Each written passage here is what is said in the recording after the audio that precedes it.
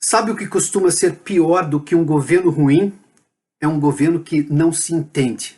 Eu tenho muitas histórias. Aprendi de São Paulo.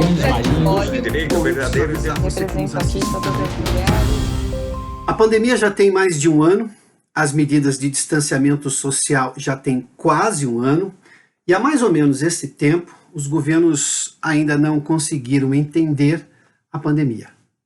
Não completamente. Embora tenham tomado medidas com pretensão de uma certeza que sabemos não existe. Eles são a prova disso.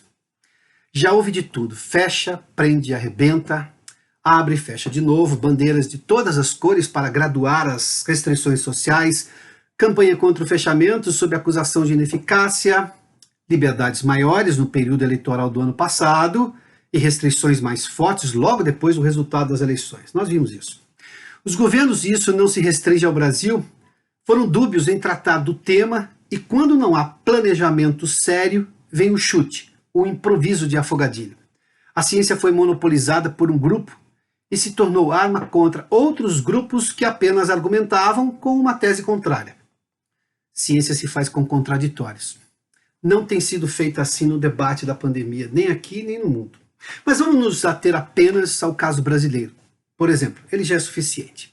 Os governos estaduais e até o Ministério da Saúde estão afirmando que este mês de março, no aniversário da pandemia no Brasil, pode ser o mais grave, diante do aumento de casos, de mortes e da superlotação das UTIs. Enquanto secretários de saúde pelo país defendem um lockdown mais forte com a suspensão até das aulas presenciais, retomadas há pouquíssimo tempo, apontando que a movimentação nas escolas pressiona para cima o nível de contaminações por coronavírus, secretários de educação criticam o fechamento das escolas, alegando que tomar uma medida tão radical e generalizada num país do tamanho e da diversidade do Brasil é um erro imprudente e que não leva em conta as particularidades de cada local. Um erro que pune crianças e jovens que já ficaram o ano passado inteiro sem as aulas presenciais, gerando sérios problemas de aprendizado e de aspectos socioemocionais que o isolamento e o distanciamento social causam fortemente em todos. Notem que o Conselho Nacional de Secretários de Saúde quer fechar as escolas e o Conselho Nacional dos Secretários de Educação não aceita o fechamento sem distinção, de forma generalizada. Isso significa dizer que o secretário de Educação de um estado discorda do colega secretário de Saúde do mesmo estado. No meio dos dois conselhos estão os alunos, os pais, os professores, os brasileiros, o país. Todos assistimos atônitos ao descompasso de teorias governamentais. No meio da falta de planejamento está a inabilidade da gestão pública na pandemia deste país. Gestão ruim que até outro dia gastou bilhões para fazer hospitais de campanha para atender pacientes graves de Covid.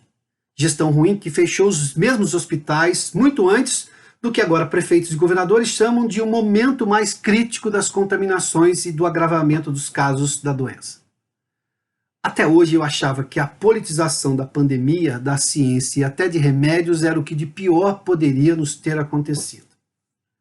Mas se nos estados de um único governador, de um único partido, os secretários de saúde e educação não se entendem sobre o combate à pandemia, tem algo que parece ser muito mais grave que o barulho político. É a gestão silenciosa da incompetência administrativa. Até semana que vem. Eu tenho muitas histórias. Aprendi de São Paulo. Representa aqui todas as mulheres.